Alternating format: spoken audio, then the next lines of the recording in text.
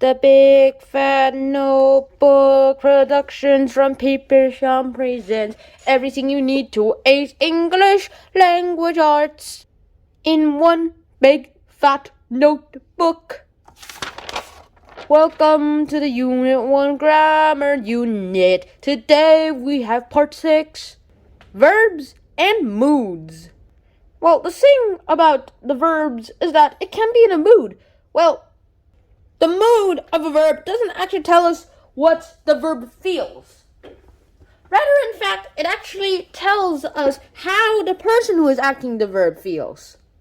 Yeah, the verbs don't actually feel that. In fact, the people doing the verbs are the ones who feel that. And there are, turns out, 5 different versions of these verb moods. Indicative verbs like I biked. Imperative verbs like get out of bed. Interrogative verbs like when we ask a question. In this case, a conditional verb such as he would look nice if he got a new hat. And finally, subjunctive verbs like when we describe such a wishes that might not come true. The subjunctive verbs were I wish I were 10 feet tall. And now we're here to the fact and point of where we're talking about the difference between the conditional and subjunctive verbs. Well, here's how you tell them apart. They both express information. Sure, they both express information. But the main difference is that conditional verbs are used to express things that would happen. Like that would happen. And if the circumstances were right, that is. While subjunctives are basically verbs that are rarely used, but that never could happen.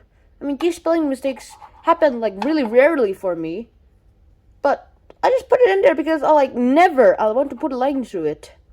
And seriously though, don't be moody. It's no fun to be around someone whose mood is always changing. So that's true for verbs too. If a sentence starts with one mood, it shouldn't switch to another.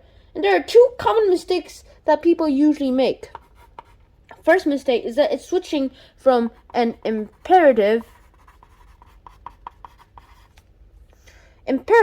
to suddenly an indicative.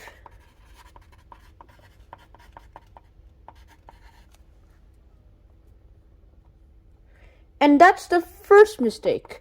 And the second mistake that commonly makes is from people to switch from conditional or subjunctive, and then you suddenly switch into an indicative.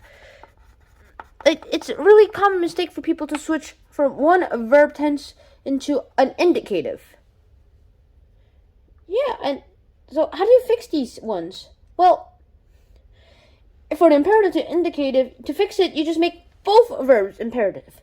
While to fix this one, you just make both verbs subjunctive or conditional, depending on it. So that's the end of today's episode. I hope you actually enjoyed learning about verb moods, and I really hope you guys enjoyed it too, and I hope to see you guys soon in another episode of Hanchun Shion Productions. So until next time, Shunan out. Peace! Now do a self-check about verb moods now or else.